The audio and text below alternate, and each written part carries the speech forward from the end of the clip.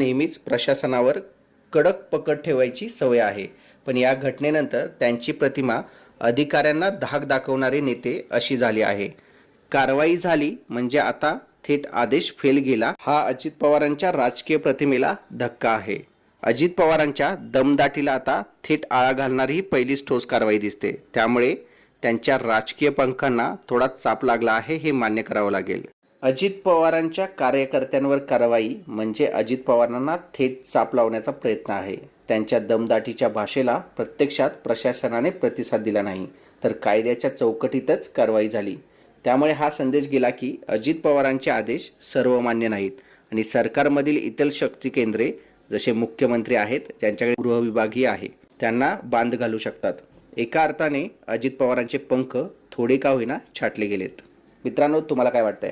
Comment करून कळवा. आमच्या चॅनलला सबस्क्राईब करा.